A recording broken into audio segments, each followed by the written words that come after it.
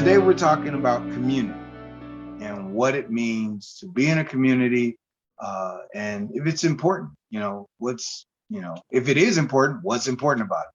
So community to me uh, generally means a grouping of people, which me being a cross-cultural person is a grouping of people who are united in a similar or the same objective. Some communities are just primarily one group or one race of people or one nationality or one focus, mental focus of what they're trying to do, what they want to accomplish.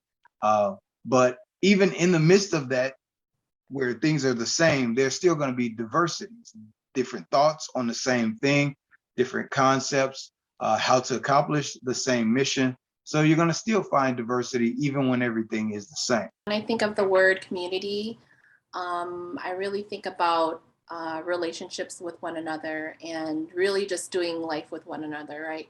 People that can be in my life, whether I'm a mom. I have a community of moms where they relate to me in a mother's aspect. I have a church community where we can talk about God and encourage one another in my faith.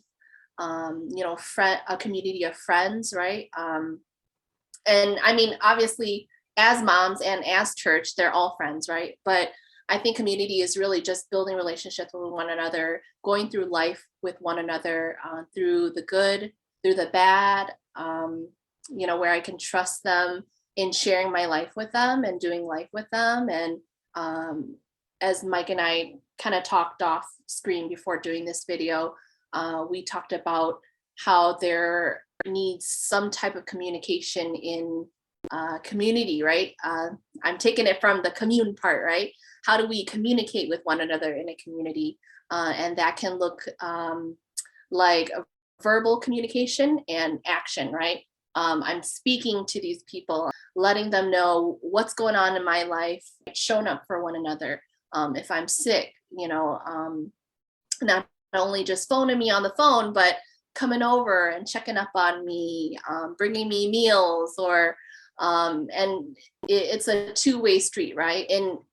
In life, as relational people, even though we think that being independent is one thing, but we always need people. That's why we have families, right? That's why we have spouses. That's why we have children. It's kind of just built inside us to need each other. And so when I think of community, I think of relationships and how we relate to one another and do life together.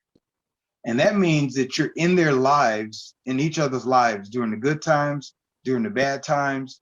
If they're suffering, you're suffering. You actually are a consistent part, a necessary part of their lives. That even when they're going through some difficult stuff in life, that you're integrated into that. You actually physically involve yourselves with each other. And yeah, this is how communities are made stronger, because through difficulty is when everything becomes more strong. Gold is refined through fire. So if it's anything valuable, anything precious, it's going to be made stronger through the trials and the difficulties of life while going through them together. I feel like some people may not know how to be part of a community, or they're asking that question, like, how do I be a better community to one another? I feel like it's a learned thing. I think sometimes people may ask, like, how can I love on these people more? Or just coming into that community, like, not having a mindset of like, okay, what are they going to do for me? But like, when you think of a community, like, it is a practice thing on how to love on people and how to care for them,